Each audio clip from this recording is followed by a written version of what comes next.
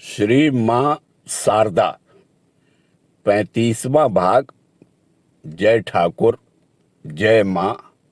ओम शिव शिव शिव। श्री मां के कलकत्ता आने के कुछ दिन बाद ही राधु अस्वस्थ हो ससुराल से कलकत्ते में मां के पास आ गई। फिर से श्री मां का वही पुराना झमेला शुरू हो गया। उन्होंने भी श्री रामकृष्ण देव का संकेत समझ लिया कि उनका काम अब भी शेष है। उन्हें और भी कुछ समय इस लीला देह में रहना होगा। एक दिन संध्या के बाद सारे दिन की थकावट से चूर हो श्री मां ने थोड़ा विश्राम करने का विचार किया। उस समय उनके पैर में गठिए के लिए तेल आदि की मालिश की जाती थी। ऐसे समय ब्रह्मचारी सेवक ने आकर खबर दी कि एक महिला उनसे मिलने आई है। उनसे अब मानो और कुछ नहीं हो सकेगा। इस भाव से श्री मां बोली, यह और ले आया एक जन को। आह, मैं तो मर गई बेटी। यह कहकर तैयार हो बैठ गई।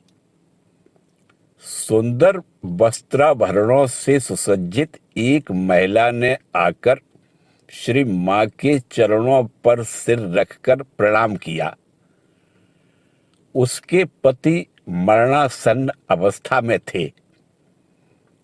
डॉक्टरों ने एक प्रकार से जवाब ही दे दिया था। अतः वह उनकी रोग मुक्ति की याचना के लिए श्री मां के पास आई थी। अपने पति की अवस्था बताकर वह श्री मां से कहने लगी, मां, आपको इसका कुछ उपाय कर ही देना होगा। आप कह दीजिए कि वे अच्छे हो जाएंगे।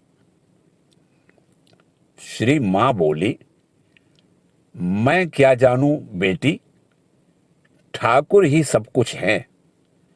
वे यदि अच्छा कर दें तभी होगा। उनके पास प्रार्थना करूंगी। महिला बोली, उसी से हो जाएगा। आपकी बात को ठाकुर क्या कभी टाल सकते हैं? और यह कहकर वह श्री मां के चरणों पर सिर रखकर रोने लगी। श्री मां सांत्वना देती हुई कहने लगी, ठाकुर को पुकारो और उनसे प्रार्थना करो कि वे तुम्हारा सुहाग बनाए रखें। कुछ देर बाद उस महिला ने विदा ली। लोगों के शोक ताप से मेरा शरीर जल भुन गया बेटी। यह कहकर श्री मां शरीर का कपड़ा सरकाकर मालिश कराने के लिए तैयार हुई।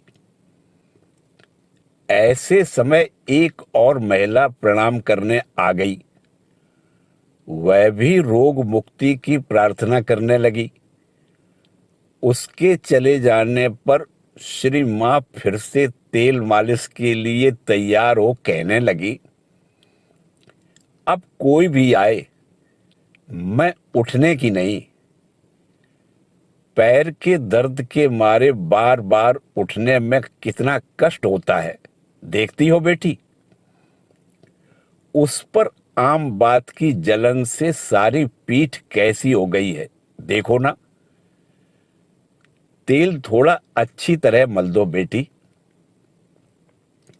सेविका जब मालिश कर रही थी, श्री मां ने पहले आई हुई महिला के संबंध में कहा, ऐसी भारी विपत्ति है, ठाकुर के पास आई है।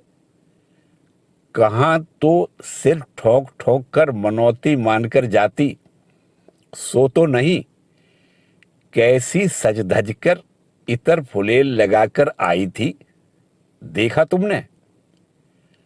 देवता के स्थान में क्या इस तरह आना चाहिए? यहां कलकत्ता की सब बातें बड़ी विचित्र ही हैं।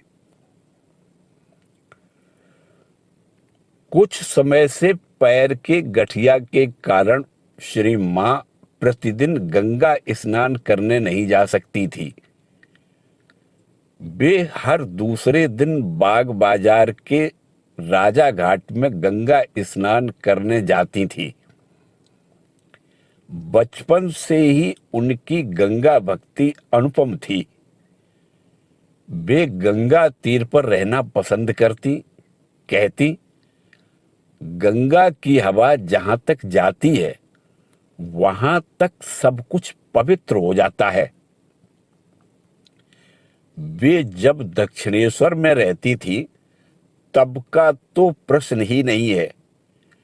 कलकत्ते और बेलूर में रहते समय भी वे नित्य गंगा स्नान करती ही थी। एक दिन की बात है, श्री मां गंगा स्नान को गई। साथ में गोलाप मां और एक स्त्री भक्त थी। श्री मां गंगा में उतरी ही थी कि फुहार पड़ने लगी। स्नान करके घाट पर आकर उन्होंने पंडे को केले, आम और पैसे दिए और कहा, फल दिया तो मैंने है, पर दान का फल तुम्हारा हो। पंडा भला क्या जाने कि उसने स्वयं अन्नपूर्णा के हाथों दान पाया है, और उस पर भी निष्काम दान। वे ही तो चतुर्वर्ग फलदायिनी हैं, उनकी फिर फल कामना कैसी? नहाने के बाद गीले कपड़े महिला भक्त के हाथ में दे श्री मां हाथ में गंगा जल से भरा लोटा ले घर लौटी। रास्ते के इधर उधर के प्रत्येक बट वृक्ष में गंगा जल ढालकर प्रणाम किया। जिस प्रकार नारायण जीव रूप से हैं, उसी प्रकार वृक्ष के रूप से भी। श्री मां सब कुछ मानकर चलती थी। लोकाचार, देशाचार, धर्म के सारे आचार नियम, सभी की पूरी मर्यादा बनाए रखकर उनके व्यवहार होते थे। सबकी पूर्णता संपादित करने के लिए, सबके बीच दिव्य दृष्टि खोल देने के लिए ही तो श्री रामकृष्ण देव का आगमन हुआ था। एक भक्त श्री रामकृष्ण देव के पूजन के लिए एक सुंदर माला ले आया। श्री मां अपने हाथों से श्री रामकृष्ण देव के चित्र को सजाने लगी। पगली मामी यह देखकर मुस्कुराने लगी और व्यंग विनोद करती हुई स्त्री भक्तों से बोली, देखो, अपनी मां का ढंग देख लो, अपने स्वामी को आप ही सजा रही हैं। वह यह कहती जाती थी और मुंह पर कपड़ा रखकर हंसती जाती थी। धीरे धीरे शारदीय दुर्गा पूजा का समय निकट आया। स्वामी प्रेमानंद जी के देह त्याग के कारण उस वर्ष बेलूर मठ में महामाई की प्रतिमा की पूजा स्थगित थी। बाग बाजार में श्री मां के पास भक्त नर नारियों की भीड़ होने लगी। महाअष्टमी के दिन सवेरे से ही बहुत से भक्तों का आगमन होने लगा। दिन चढ़े सबसे पहले स्वामी शारदानंद जी मां को प्रणाम करने आए। फिर भक्त स्त्री पुरुषों ने प्रणाम करना आरंभ किया। करुणामयी मां स्मित मुख हो बड़ा भया रूप से बैठी हुई थी। काली घाट में काली माता की पाद पूजा के बाद लोग जिस प्रकार उस विग्रह के शरीर में नए वस्त्र पहनाते हैं, उसी प्रकार महिला भक्तगण श्री मां की चरण पूजा कर उनके शरीर में नए वस्त्र पहनाने लगे। श्री मां सबको आशीर्वाद दे रही थी। किसी किसी के साथ दो एक बात भी करती थी। इसके बाद पुरुष भक्तों के प्रणाम करने की बारी आई। वह एक अनुपम दृश्य था। हाथों में खिले हुए कमल, फल फूल आदि नाना प्रकार की पूजा की सामग्रियां ले भक्तगण स्नान करके सिर झुकाए हुए भक्ति गदगद चित्त से धीरे धीरे आ रहे थे और आवेग भरे हृदय से मात्र चरणों में गिरकर जगन माता की पाद पूजा कर रहे थे। बहुतेरों के सिर पर अभय हस्त रखकर मां ने आशीर्वाद दिया। वह एक शांत स्वर्गीय वातावरण था। मां का शुभ आशीर्वाद प्राप्त कर भक्त एक एक करके हटकर खड़े होने लगे। कोई कोई ध्यान की गंभीरता में खड़े खड़े मूल मंत्र का जप करने लगे। इस प्रकार बहुत समय व्यतीत हो गया। श्री मां की वह सौम्य कृपा मूर्ति भक्तों के ध्यान का विषय बनी हुई है। बाद में गेरुआ वस्त्र पहने एक स्त्री आई। मां की पूजा कर उसके खड़ी होते ही मां ने पूछा, यह क्या? तुमने यह क्या पहन रखा है? गेरुआ कपड़े हैं, हाथों में रुद्राक्ष की माला है, यह भला क्यों? कहां से दीक्षा ली तुमने? उसने कहा, दीक्षा नहीं हुई है। श्री मां बोली, बिना दीक्षा लिए, बिना किसी प्रकार की उपलब्धि के ही तुमने यह वेश साज लिया है। यह तो तुमने अच्छा नहीं किया। यह वेश एक बड़ी पवित्र चीज है। मेरे ही हाथ प्रणाम करने के लिए जुड़े जा रहे थे। ऐसा मत करो, पहले कुछ उपलब्धि तो हो जाए। यह वेश देखकर सब लोग पैर पर अपने सिर रखने आएंगे। वह ग्रहण करने की शक्ति पहले होनी चाहिए।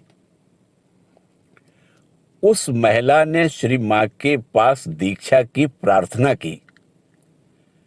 पहले तो मां किसी भी प्रकार राजी नहीं हुई। बाद में कुछ चुप रहकर बोली, बाद में देखा जाएगा। गौरी मां अपने आश्रम की लड़कियों को लेकर आईं। सबने श्री मां की चरण पूजा की। दर्शन और प्रणाम समान रूप से चल रहे थे। धीरे धीरे मध्याह्न भोग का समय हुआ। इसी समय किसी दूर स्थान से 3 पुरुष और 3 स्त्रियां श्री मां के दर्शनार्थ आए। वे बड़े निर्धन थे। पहने हुए वस्त्र के अतिरिक्त उनके पास दूसरा वस्त्र नहीं था। किसी प्रकार भिक्षा के द्वारा आने का खर्च जुटाकर वे इतनी दूर आए थे। उनमें से एक पुरुष भक्त मां के साथ बड़े धीमे स्वर से लंबी बातचीत करने लगा। मां भी बड़े आग्रह से उसकी बातें सुनने लगी। वार्तालाप का मानो अंत नहीं था। इधर भोग का समय हुआ जा रहा था। मां ही भोग निवेदित करने वाली थी। सब लोग चंचल उठे। एक सेवक ने आकर उन आगंतुकों से कहा, और भी कुछ कहने का हो तो नीचे जाकर किसी महाराज से कहिए ना। पर मां ने दृढ़ता के साथ कहा, अब अगर समय हो भी जाए तो क्या करें, उनकी बातें तो सुननी होंगी। मां ने धैर्यपूर्वक सब बातें सुनी, फिर धीमे स्वर में कुछ गुही उपदेश दिया। उन्होंने भक्त की पत्नी को भी समीप बुला लिया। वे बड़े भाग्यवान भक्त थे। स्वप्न में दर्शन और मंत्र पाया था, इसीलिए श्री मां ने सारा स्वप्न वृतांत सुनकर सब ठीक कर दिया, उन्हें बहुत आशीर्वाद दिया। राधु का स्वास्थ्य फिर से बिगड़ गया। इधर वह गर्भवती थी, दिन रात लेटी ही रहती थी, आंखों में नींद नहीं थी, सारे समय छटपटाती रहती, कोई आवाज उसे सहन नहीं होती थी, छाती धड़कने लगती और वेदना अनुभव होती। उसके लिए श्री मां को बड़ी चिंता थी। चिकित्सा चल रही थी, पर उससे कुछ लाभ दिखाई नहीं दे रहा था। कलकत्ते के आसपास किसी निर्जन स्थान में राधु को ले जाकर रहने की बातचीत भी चल रही थी। एक दिन बात ही बात में श्री मां कहने लगी, मठ के लिए यह साल बड़ा खराब जा रहा है। मेरे बाबूराम, देवव्रत, सचिन सभी चले गए। देवव्रत महाराज अर्थात स्वामी प्रज्ञानंद जी के शरीर त्याग के कुछ दिन पहले स्वामी ब्रह्मानंद जी ने उद्बोधन में एक सूक्ष्म देही को देखा था। उस प्रसंग में श्री मां ने कहा, ठाकुर भी ऐसा बहुत कुछ देखते थे। एक दिन वे राखाल को साथ ले बेड़ीपाल के बगीचे में गए। वे बगीचे में घूम रहे थे कि एक प्रेत ने आकर उनसे कहा, तुम यहां क्यों आए? हम लोग तो जले भुने जा रहे हैं, तुम्हारी हवा हमें सहन नहीं होती, तुम चले जाओ, चले जाओ। भला उनका तेज, उनकी हवा उन लोगों को कैसे सहन होती? वे हंसकर वहां से चले गए। किसी को इस संबंध में कुछ नहीं बताया। खाना पीना होने के बाद वे उसी रात गाड़ी से वापस दक्षिणेश्वर लौट आए। इतनी रात बीते फाटक के पास गाड़ी का शब्द सुनकर मैं कान लगाकर सुनने लगी। ठाकुर राखाल से बातें कर रहे थे।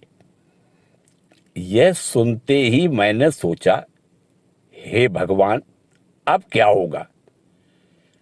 अगर बिना खाए आए हों तो इस रात में क्या खाने को दूंगी? अन्य दूसरे दिन घर में कुछ न कुछ रख देती थी, सूजी हो या और कुछ। कारण वे कब खाने के लिए मांग बैठे, यह कुछ ठीक नहीं था। उस दिन वे रात में नहीं आने वाले हैं, यह जानकर मैंने कुछ नहीं रखा था। मंदिर के सारे दरवाजे बंद हो गए थे। उस समय 1 बजा होगा। वे ताली पीट पीट कर देवताओं का नाम लेने लगे। मालूम नहीं कैसे उन्होंने अपने कमरे का दरवाजा खोल लिया। मैं कहती हूं, अरे यदु की मां, अब क्या होगा? उन्होंने यह सुन लिया, समझ गए और अपने कमरे से ही जोर से कहा, तुम लोग चिंता मत करो, हम लोग खाकर आए हैं। भक्त ने पूछा, मां, प्रेत तो बड़े मूर्ख थे, ठाकुर के पास कहाँ तो मुक्ति मांगनी चाहिए थी और कहाँ उन्हें चले जाने के लिए कहा। प्रेतों ने ऐसा क्यों किया माँ? माँ बोली, ठाकुर के जब दर्शन मिल गए तो क्या उन लोगों की मुक्ति बाकी रही?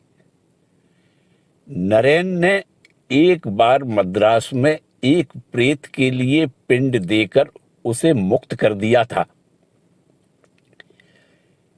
एक दिन एक सन्यासी संतान ने माँ के पास अपने प्राणों की वेदना प्रकट कर उनसे पूछा, माँ, भगवान लाभ किससे होता है? पूजा, जप, ध्यान, इन सबसे होता है। माँ ने करुणा कोमल स्वर से कहा, किसी से भी नहीं। सन्यासी बोले, जप, ध्यान आदि किसी से भी नहीं? श्री माँ बोली, किसी से भी नहीं। सन्यासी ने विस्मित हो कहा, किसी से भी नहीं? श्री माँ बोली, नहीं, किसी से भी नहीं। सन्यासी यह सुनकर हताश हो गए। रुद्ध कंठ से पूछा, तो फिर भगवान लाभ कैसे होता है? श्री माँ बोली, केवल उनकी कृपा से होता है, पर तो भी जप ध्यान करना पड़ता है। उससे मन का मैल धुल जाता है। पूजा, जप, ध्यान यह सब करना पड़ता है। जैसे फूल को हिलाने डुलाने से सुगंध निकलती है, चंदन को घिसने से सुगंध बाहर आती है, वैसे ही भगवत तत्व की आलोचना करते करते तत्व ज्ञान का उदय होता है। यदि वासना शून्य हो सको तो अभी भगवान का लाभ हो सकता है। दूसरे समय श्री माँ ने अनन्य शरणागति के प्रसंग में कहा था, बेटा, चाहे इतना जप मैंने किया है कहो, चाहे इतना पुण्य कर्म किया है कहो, पर यह सब कुछ भी नहीं है। महामाया यदि रास्ता न छोड़ दें तो भला किसकी क्या सामर्थ्य है? हे जीव, शरणागत हो, केवल शरणागत हो, तभी वे दया करके रास्ता छोड़ देंगी। इसी प्रसंग में श्री रामकृष्ण देव के कामारपुकुर में रहते समय की एक घटना का उल्लेख करते हुए श्री माँ ने कहा, एक बार की बात है, जेठ का महीना था। एक दिन कामारपुकुर में दिन के तीसरे पहर खूब पानी बरसा। मैदान आदि सब पानी में डूब गए। ठाकुर डोम बस्ती के पास वाले निचले रास्ते से घुटनों तक पानी में से शौच के लिए जा रहे थे। वहां मागुर मछलियां उठी हुई देखकर बहुत से लोग लाठी लेकर मार रहे थे। एक मागुर मछली ठाकुर के पैरों के इर्द गिर्द घूमने लगी। यह देखकर उन्होंने कहा, इसे मत मारना रे, यह शरणागत हो मेरे पैरों के ही आसपास चक्कर लगा रही है। यदि कोई कर सके तो इसे हालदार तालाब में छोड़ आवे। फिर वे स्वयं ही उसे ले जाकर तालाब में छोड़ आए और घर में कहने लगे, आहा, कोई यदि ऐसा ही शरणागत हो तभी उसकी रक्षा हो सकती है। श्री माँ अपनी जन्म तिथि के समय कलकत्ते में थीं। कलकत्ते और आसपास के भक्तों के हृदयों में विमल आनंद की धारा उमड़ पड़ी। साक्षात शिवानी के चरणों की पूजा करने की आशा से उनके अंतस्तल में आनंद की हिलोरें उठने लगी। बाग बाजार में मां के भवन में बड़े समारोह के साथ श्री मां की जन्मतिथि पूजा अनुष्ठित हुई है। बहुत से भक्तों ने मां के दर्शन किए। उन्हें मां के चरण स्पर्श करने का सौभाग्य प्राप्त हुआ। श्री मां ने भी सबको हृदय खोलकर आशीर्वाद दिया। कृपामयी मां की कृपा में मानो बाढ़ आ गई थी। जब सबने श्री मां के चरणों में अंजलि दे दी, तब मां ने एक सेवक से कहा, फूल के पात्र में और जो फूल चंदन बाकी है, उससे उन सब लड़कों का नाम ले लेकर अंजलि दो जो आ नहीं सके हैं। सेवक मां के श्री चरणों में अंजलि देने लगा और मां राखाल, तारक, खोका आदि संतानों के नाम बता देने लगी। अंत में जहां भी जितनी संतानें थी, उन सबके कल्याण के लिए भी उन्होंने अपने पैरों में अंजलि दिलवाई। चरणों में फूल बेलपत्र चढ़ाए जा रहे थे। मां नेत्र निमीलित कर बैठी हुई थी। संतानों के कल्याण के लिए आशीर्वाद दे रही थी। जगत के कल्याण के लिए प्रार्थना कर रही थी। श्री मां की वह दक्षिणा मूर्ति दर्शकों के लिए सदा के लिए ध्यान की वस्तु बन गई। महामाई की जन्मतिथि के उपलक्ष्य में उत्सव हो रहा था। इसीलिए भक्तगण अनेक प्रकार की चीजें लाए थे। बहुतों ने उनके चरणों में रुपए देकर प्रणाम किया। नए नए कपड़ों, फल, मिठाइयों और अन्यान्य वस्तुओं का ढेर सा लग गया। एक निर्धन भक्त फटे कपड़ों में आया और मां के चरणों में बड़े भक्तिभाव से एक हर्रा निवेदित करते हुए प्रणाम किया। श्री मां ने उसके सिर पर हाथ रखकर बहुत आशीर्वाद दिया। उसके चले जाने पर उन्होंने सेवक से कहा, यह हर्रा उठाकर रख दो भला, काटकर मुझे थोड़ा सा देना। आहा, कितनी भक्ति से दिया है। जय ठाकुर, जय मां।